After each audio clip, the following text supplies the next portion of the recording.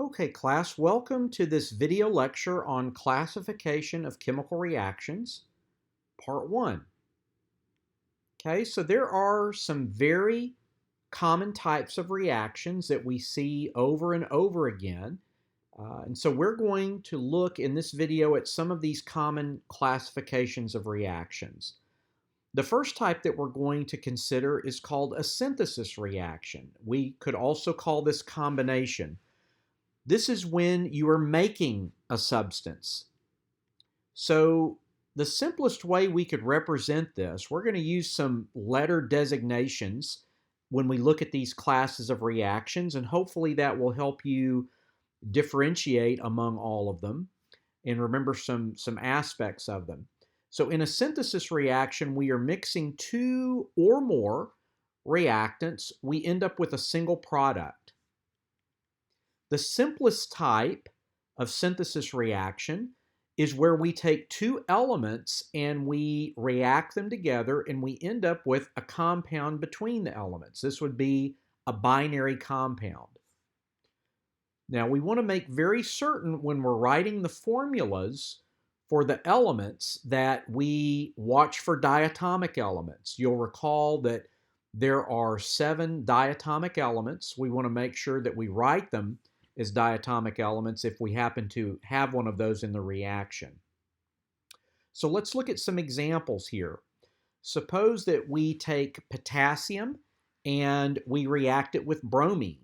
Okay, so bromine is one of the diatomic elements, a metal and a nonmetal. We're going to get an ionic compound. So potassium bromide, these combine in a 1-to-1 ratio because potassium forms a +1 charge. Bromide is always -1. Okay, so this is the right formula for the products. We look at this and we see that there's 1 potassium on both sides. We've got 2 bromines here. We've only got 1 here, so we need another bromine. So we change the coefficient to 2. That gives us 2 potassiums on the right, so we need a coefficient of 2 on the left. So there are some steps that you always want to follow when you classify reactions and complete the reaction. The first thing you want to do is classify it, okay? And we're learning the classifications here in this video. So you want to classify the reaction. You want to complete the reaction. What does that mean? You want to write the correct formula for the product or products. The last step is always going to be to balance the reaction. Okay, so let's look at some more examples here. Suppose we take another metal and a nonmetal, let's say sodium plus sulfur. Okay, so these are going to combine to form sodium sulfide. This is the correct formula for sodium sulfide because sodium is always +1. Sulfur, when it forms an ion, is -2, so that's how those are going to combine. We go through the process of balancing the reaction. We need 2 sodiums on the left to balance the 2 sodiums on the right. The sulfurs are already balanced. Okay. Let's look at another example here. Suppose we have sulfur and we want to react it with oxygen. Okay. These are 2 nonmetals. Now, we can't predict what that would be, or I say we, you as a student would not be able to predict what the product is because we could get SO2 or SO3. Nonmetals can oftentimes combine in several different proportions. So there's no way that you as a student could predict what the product is. But if I gave you the product, you should be able to balance the reaction. Okay? So oftentimes the product that forms depends upon the temperature or the pressure or some other aspect. If we take copper plus sulfur, okay, so this is one that you as a student would not be able to predict what the products are. We do have a metal and a nonmetal, but if you'll recall, copper is a transition metal, right? And it can form more than one stable ion. So are we going to get copper 1 sulfide? Are we going to get copper 2 sulfide? You as a student would not be able to predict that, okay? So you'd have to be given this product here. So if I gave you the product, I think you should be able to balance the reaction, Okay, so some of these synthesis reactions you can predict what the products are, others you can't. Here's an example that's a little bit more complex, okay? In this example, we've got not two elements, but two compounds that we're reacting together. So here we've got two reactants. They happen to be compounds. We're forming a single compound here as a product. So this would be classified as a synthesis reaction because we have a single product. So we want to remember that the distinguishing characteristic of a synthesis reaction is the presence of two or more reactants in a single product. Okay, so that's very important to remember. There's another type of reaction called a decomposition reaction. This is really just the opposite of a synthesis reaction. Here we have a substance, we do something to it, maybe we heat it or stir it or agitate it or something of that nature, and we end up with two or more products, okay?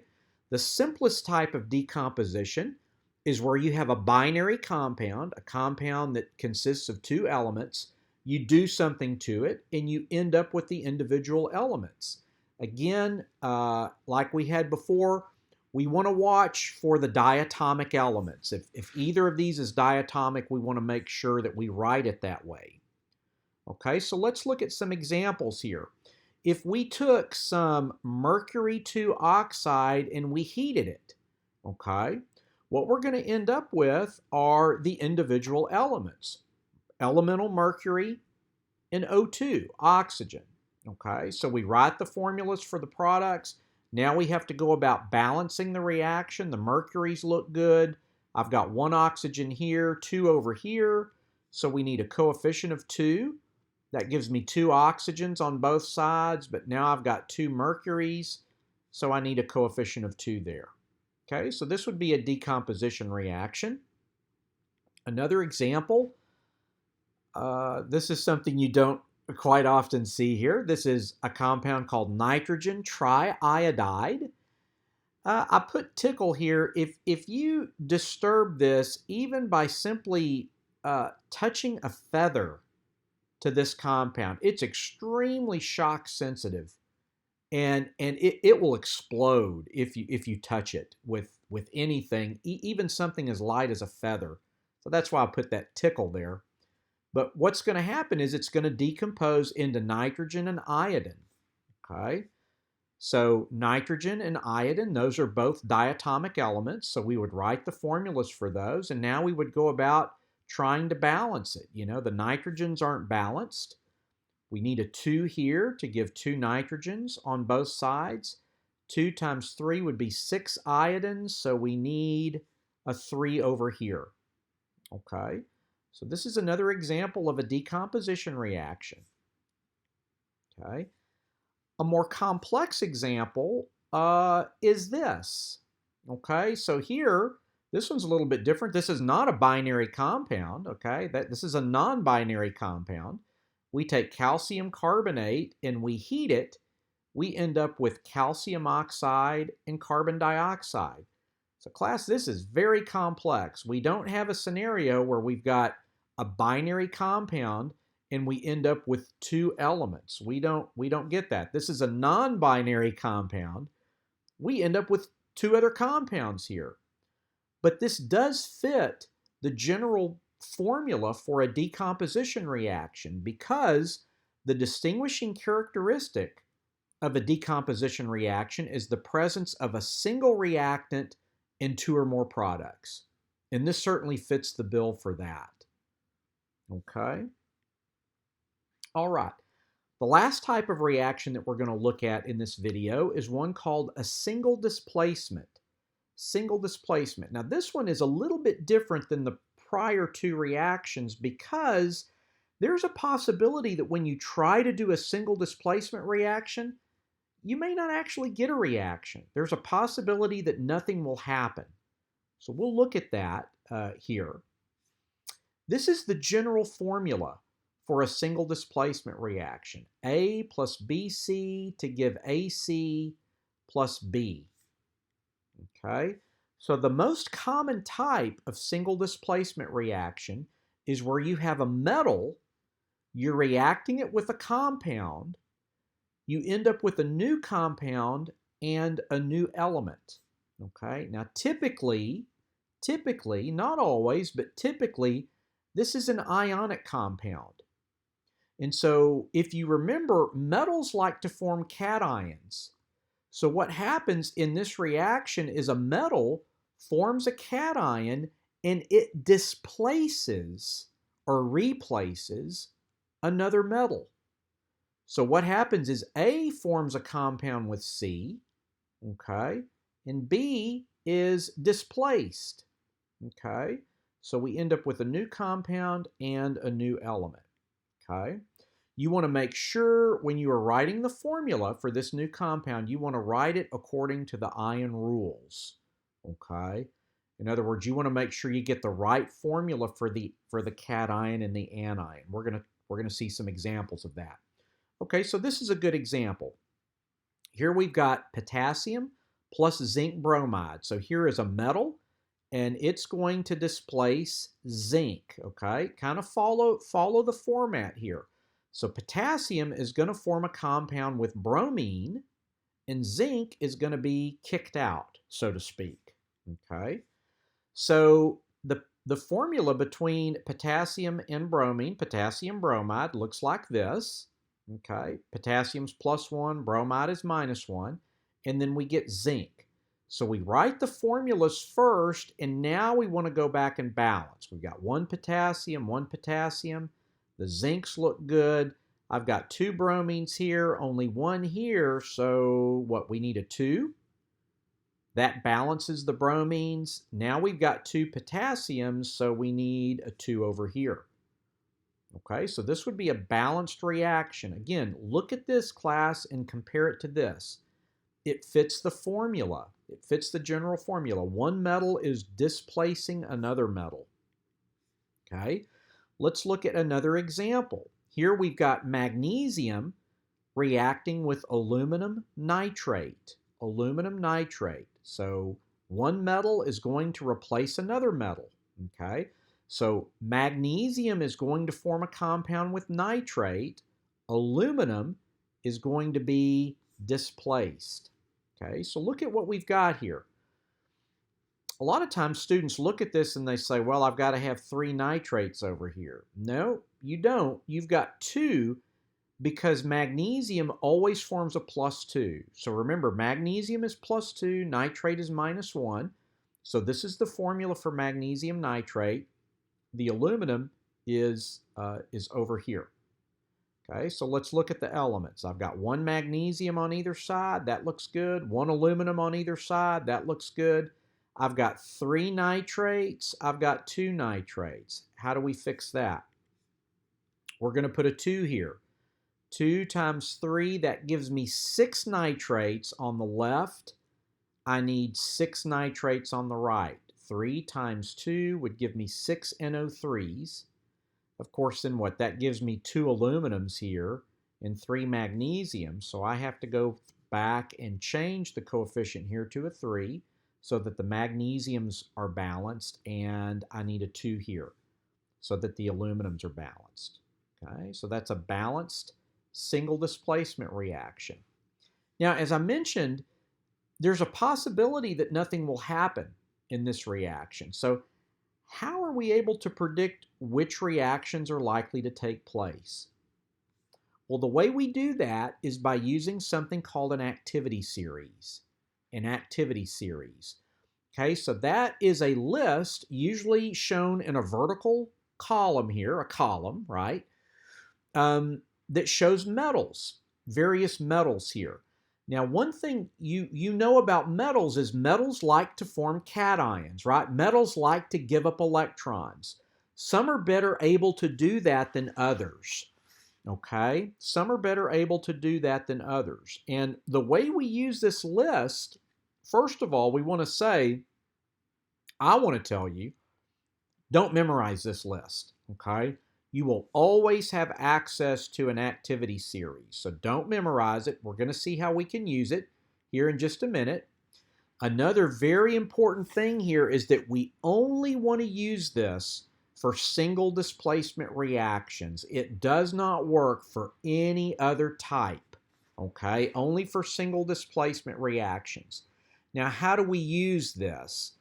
Whichever metal is higher on the list will displace a metal lower on the list, okay? This is key. A metal higher on the list will displace a metal lower on the list, okay? So let's go back and look at those two examples that we had just a moment ago. This is a reaction that we had on the previous slide, okay? If you compare potassium to zinc, you'll see potassium is higher than zinc. What does that mean? It will displace zinc. It's more active or more reactive compared to zinc, okay?